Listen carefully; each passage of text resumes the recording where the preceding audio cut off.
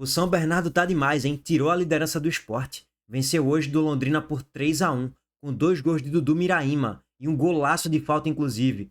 Fora o vareio de bola que o São Bernardo conseguiu dar. Quando eu falo vareio de bola, é muita tranquilidade para construir o primeiro, o segundo gol, o terceiro gol. Administrou absolutamente todos os minutos da partida. Não sofreu em quase que momento algum. Tomou um gol aos 40 do segundo tempo, um gol contra ainda no cruzamento de Paulinho Mocelin. Vence por 3-1, chega na liderança, tira o Sport de lá e o combo de tudo isso é o São Bernardo na próxima rodada pega o América Mineiro, que tá apanhando de todo mundo e que em 8 jogos não venceu de ninguém. São 6 derrotas e 2 empates.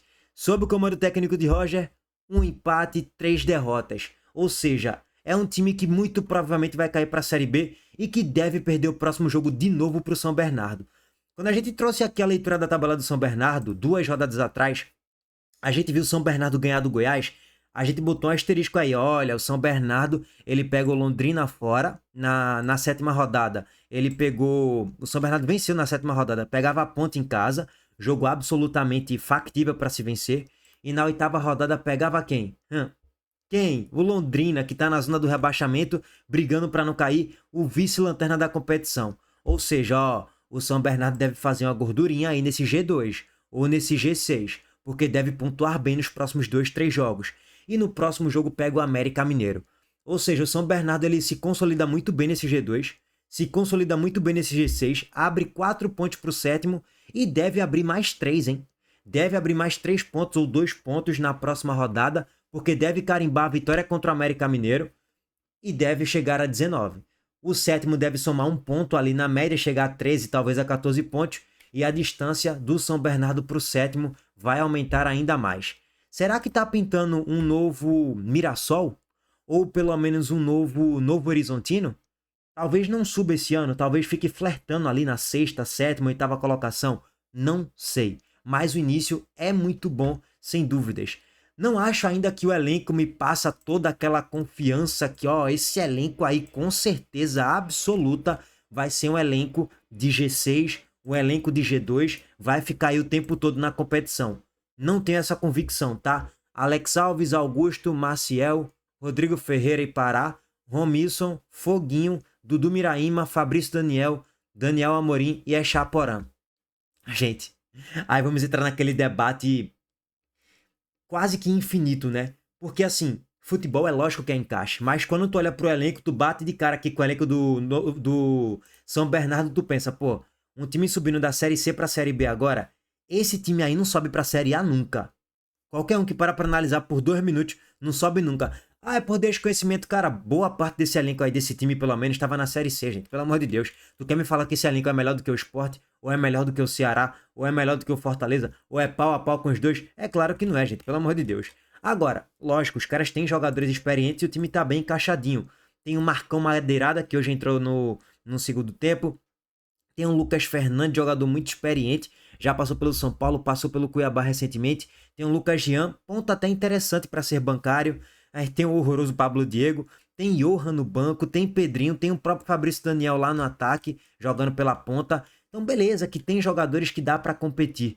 Mas, para falar em acesso, eu acho que é um pouco demais. Acho que é enaltecer o trabalho do treinador Ricardo Catalá, viu? Muito mais do que propriamente enaltecer a qualidade de grupo do São Bernardo ou algo do tipo assim. Bom, meus amigos, vamos para os gols aqui rapidez e vamos pegar aqui a sequência do São Bernardo, tá? E o pacotão geral da tabela da Série B. Vambora. Primeiro gol do São Bernardo foi marcado no primeiro tempo ainda. Eu lembro que quando eu fui fazer a análise pré-jogo de Sport Londrina, eu falei, ó, Kozlinski é ruim, hein? Essa defesa do Londrina não é muito boa, não é muito confiável. Aí, velho, Kozlinski fez um ótimo jogo contra o Sport. Fez 2, 3 milagres. Se não fosse ele, o Sport faria 3, 4 gols pelo menos. Só que ele tava num dia inspirado. Aí até me falaram, não, pô, Kozlinski é um bom goleiro. Porra, realmente, hoje ele fez um grande jogo, eu acho que eu tava errado. Pois bem. Olha o que Kozlinski me apronta. O primeiro gol foi marcado por Daniel Amorim. Cruzamento vindo da esquerda. A bola passa por toda a pequena área, basicamente. Ninguém consegue tirar ela de lá. Tem a casquinha ainda, né? A casquinha, já diria Cristiano Ronaldo. Tem a casquinha aqui no bico da pequena área. E Daniel Amorim faz o gol para o São Bernardo no início logo do primeiro tempo, com 7 minutos de jogo. O 2 a 0 não demorou muito pra sair não, tá? E veio com Dudu Miraíma, um golaço, um pancadaço de longa distância, tá? Curta não, média distância, vai. Longa distância é um pouquinho exagerado. Mas ó, em tela aqui pra vocês o pancadaço de Dudu Miraíma de muito longe. E olha Kozlinski, mão de alface. Vou trazer aqui em tela pra vocês. Ele arrisca a finalização e ó Kozlinski, vai Kozlinski. Ele meio que raspa na bola, isso aqui é o famoso mão de alface. Faltou firmeza, faltou posicionamento, faltou explosão, faltou tudo. E faltou tocar essa bola pra fora, porque era uma bola muito defensável, tá? O chute foi de média a longa distância mesmo. Chute de rara felicidade, porém, o goleiro contribuiu para esse gol sair, viu? Ó lá. Esse é o típico gol que o goleiro deveria defender. Não é um frango, mas era uma bola super defensável que o goleiro tem a obrigação de botar essa bola para a linha de fundo, tá? Se fosse contra o Sport, ele defenderia. 2 a 0 no primeiro tempo. Sabe quantos chutes o Londrina deu em todo o primeiro tempo? Na barra, nenhum, tá? Quando você olha para a estatística, foi algo equilibrado em relação a números de finalizações, 7 a 6, grandes chances 1 a 1, só que o São Bernardo aproveitou essa chance, o Londrina não, chutes na barra nenhum. O Londrina peca muito em finalizações, e não só em finalizações, em criação de jogadas, né? No segundo tempo, o São Bernardo controlou muito bem a partida, fez o 3 a 0 muito rápido, com mais um gol de Dudu Miraíma, numa cobrança de falta e mais uma falha de Kozlinski, tá? Ah, mas foi uma cobrança de falta bem executada, concordo. Só que, irmão, esse tipo de gol aqui, Kozlinski tem que fazer a defesa. Péssimo posicionamento. Primeiro, para mim a barreira estava mal montada. Até eu meteria essa bola curvando por fora da barreira aqui. Não sei se seria gol, se o goleiro ia chegar, não sei. Mas ia levar muito perigo. Para mim a barreira estava mal posicionada. Era para essa barreira estar um pouco mais deslocada aqui para a direita da tela, tá? No caso, para a esquerda de Kozlinski.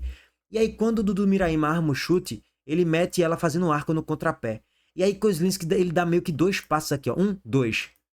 E quando ela pega o efeito reverso no contrapé dele, já foi. Não dá para voltar mais. Então, assim, ele armou mal a barreira, ele se posicionou mal no lance, ele deu 2 passinhos pro lado, tentou adivinhar um lance. Cara, é um conjunto de erros básicos que um bom goleiro de Série B não deveria cometer. Como ele não é esse bom goleiro de Série B, não é esse goleiro de acesso, vida que segue, né? Pro Londrina é um goleiro de briga para não cair. Talvez seja útil daqui pro restante da temporada. Fato é, terminou o jogo aí bem rápido, com 13 minutos do segundo tempo, já estava 3 a 0 pro São Bernardo. O jogo se encerrou aí.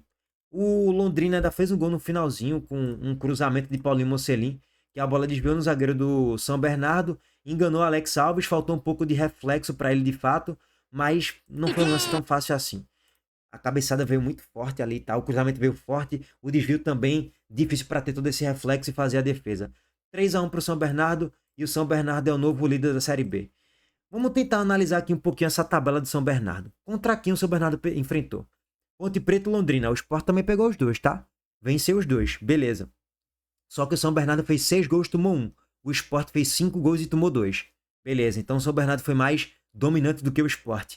O São Bernardo pegou o Goiás, o Sport não pegou. Ganhou. O São Bernardo pegou o Fortaleza, acabou perdendo pro Fortaleza. Pegou o Náutico, meteu 3 a 0 no Náutico. Ok. Pegou o Botafogo de São Paulo fora, venceu por 2 a 1. Pegou o Operário e perdeu por 2 a 1. E pegou o Ceará e empatou por 1 a 1. Então, eu diria que é uma tabela meio híbrida, né? Ao mesmo tempo que tu teve 3 adversários duríssimos, Ceará fora, Goiás e Fortaleza em casa, somou 4 pontos dos 9 que disputou. Teve jogos muito acessíveis, né? Ponte Preta em crise, Londrina em crise, o Náutico naquele momento instável, Operário chatinho, e o Botafogo de São Paulo naquele momento estava até bem, chatinho também. Mas é aquele chatinho de briga para não cair para a Série C, né? Então, assim, é uma tabela bem acessível, se a gente for parar para analisar. Não é a tabela mais difícil do mundo ou a mais fácil do mundo. E assim, eu acho que é bom trazer esse recorte aqui. Dos times que flertam, ou que devem flertar por muito tempo na briga para subir, Goiás, Fortaleza, Ceará. Vamos colocar Operário e Náutico no bololô? Vamos botar esses 5 times? Vai. O São Bernardo somou 3 pontos contra o Goiás, 3 contra o Náutico e 1 contra o Ceará. 7 de 15, mais ou menos 50% de aproveitamento. Se a gente tirar o Náutico da jogada, são 4 pontos de 12. Por quê? Empatou contra o Ceará e ganhou do Goiás, mas perdeu pro Fortaleza e perdeu pro Operário. Então, assim, é surpreendente a campanha do São Bernardo, é muito boa, porém, contra times que de fato são melhores do que ele, que devem brigar para subir na média, não pontuou muito. Então, não sei se isso é um indício de fogo de palha ou não. Eu ainda acho que é. Lógico, isso aqui é puro achismo, né? Não tenho como saber do futuro. A tendência é que o São Bernardo continue mais um pouco nesse G6 aí, G2 agora, na liderança, inclusive, porque pega mais um adversário acessível. Depois já para uma sequência chata: Atlético Goianiense, Novo Horizontino, CRB e Sport. Aí começa a sequência um pouco mais pesada aí pro São Bernardo, tá? Fato é, velho, tá criando gordura, tá muito bem no campeonato. É, talvez, se no meio da janela contratar mais peças, possa até ser que brigue, né? Essa Série B é tão ruim que o São Bernardo é o líder, que o Sport é o vice-líder, que o Náutico é o quarto colocado. Esse é o nível dessa Série B, tá? É muito, muito, muito ruim. Bom, mas o São Bernardo não tem nada a ver com isso. Tá fazendo seu dever de casa, 4 vitórias consecutivas, é o líder da competição. Meus amigos, próxima rodada. O São Bernardo pega o América Mineiro em casa. O Náutico, que é o quarto colocado, pega o Operário fora, duríssimo. O Goiás pega o Botafogo de São Paulo. O Cuiabá deve ganhar. O Goiás deve ganhar. O São Bernardo deve ganhar. O Sport que abre o olho e ganha o seu jogo também, viu? O Novo pega o Cuiabá fora. O Náutico deve tropeçar. O Novo deve tropeçar. O Juventude pega o Atlético fora. O Atlético que acabou de ser eliminado para o Internacional na Copa do Brasil. Deu a lógica, né? O Juventude deve tropeçar na próxima rodada. O Vila pega o Avaí. Ceará pega o Fortaleza no Clássico Rei. Criciúma pega o Atlético Goianiense. O Sport pega o CRB. E a Ponte Preta pega o Londrina. O Sport tem que ganhar. Agora o Sport não conta nem com o Yuri Castilho. O Sport não conta nem com o Barleta, que está suspenso pelo terceiro cartão amarelo. E Marcelo Agil, que foi expulso. Em contrapartida, Castilho volta. O problema é, nossas pontas são horríveis, né? Cleison, Marrom, Neymar, Cebolation, Gustavo Raiva. Duro, né? Agora é testar Castilho de ponta e bota Marlon ali, cara. Ou Gustavo Maia, ou Cleison. E no segundo tempo tu testa o Marlon. É o que tem. O nosso elenco é limitado, velho. Não tem muito pra onde correr, não. O nosso banco é horroroso. Mas nosso time é qualificado pra brigar pra subir, tá? Bom, é mais ou menos esse panorama geral dessa oitava rodada, tá, gente? Mais uma vez, São Bernardo e Sport, os únicos dois times do G6 que venceram nessa rodada. O Fortaleza vai em terceiro com 15, o Náutico em quarto com 13, o Vila Nova em quinto com 13 e o Novo Horizontino em sexto com 12. A distância do sétimo para o terceiro é de 3 pontos. Já é uma distância relativamente considerável. Não é uma distância tão curta assim. Bom, já é de uma rodada basicamente. O Operário, que é o oitavo, tem 12 e o Juventude, que é nono, tem 12 também. Agora tu analisa o nono, né? A distância do nono pro terceiro já são de 3 pontos. Aí você já fala, pô, não é tão longa assim a distância. A distância é um pouco mais curta do que o normal. Bom, em décimo vem o Atlético Goianiense com 11, que está a um ponto do sexto, que é o Novo Horizontino. O Goiás vem em décimo primeiro com 10, subiu 6 posições nessa rodada. O Avaí em décimo segundo com 10. Vem o bonde dos 10 pontos, né? Avaí, Atlético e Ceará. O bonde dos 9, Botafogo de São Paulo e Cuiabá. E em 17º vem o CRB com 8, a Ponte com 7, Londrina com 5, o América Mineiro com 2 pontos. A distância do CRB para sair da zona é de 1 ponto, para chegar no G10 é de 3. A distância ainda, de certo modo, em 11º aqui é de 3. A distância ainda, de certo modo, é curta, né? 2 para 3 pontos, né? 11º para o 10º, basicamente. Bom, ainda tá embolada, mas nem tanto como já foi 2 rodadas atrás, que era uma loucura. O 17º tava tipo a 3 pontos do terceiro, era uma loucura mais ou menos assim. Bom, o Londrina se afunda ainda mais na zona. O Londrina que começou bem no início, um início bem promissor, brigando ali pelas cabeças, depois que tomou a porrada do Sport, começou a se afundar. O América Mineiro se afunda ainda mais na lanterna, tá a 7 pontos do 16º, tá a 3 rodadas de distância basicamente. O Londrina tá a 2 rodadas de distância, então esses dois vão se afundando cada vez mais na zona do rebaixamento, na lanterna e na vice-lanterna, e sem muitas perspectivas de sair de lá, né? Pelo elenco, pelo momento, pelo desempenho, pelos treinadores. Difícil, duro, duro, duro demais, tá? Quem mostra a reação é o CRB. O CRB vem mostrando reação, 2 de 3 consecutivas, talvez saia daí já já. Bom, e a Ponte, cheio de salário atrasado, é até difícil projetar alguma coisa aí pra Ponte Preta, tá? Sendo bem sincero, com salários atrasados, é difícil dizer o que é que a Ponte pode fazer no campeonato com vários e vários e vários meses de salários atrasados. Bom, péssima rodada para o Ceará, que despencou 5 posições, assim como o Botafogo de São Paulo, perdeu 5 posições. Foi o time que mais perdeu posições na rodada. O time que mais ganhou posições foi o Goiás. Saiu da 17ª colocação para a 11ª. Em sequência vem o Novo Horizontino, que entrou no G6 pela primeira vez. Saiu da 11ª colocação e pulou para a 6ª colocação. O Náutico pulou 4 posições. Foi um dos times que mais lucraram nessa rodada aí, em relação a saltos de posição na tabela. O Sport e o São Bernardo tiveram uma ótima rodada também, porque ganharam seus respectivos jogos e criaram gordura ali para o 7º colocado, tá? Bom, é mais ou menos todo esse panorama dessa 8ª rodada. Aquele abraço. Estamos de volta mais tarde. Na rodada faremos a cobertura completa aqui também no canal. Tamo junto. Valeu, gente. Abraço.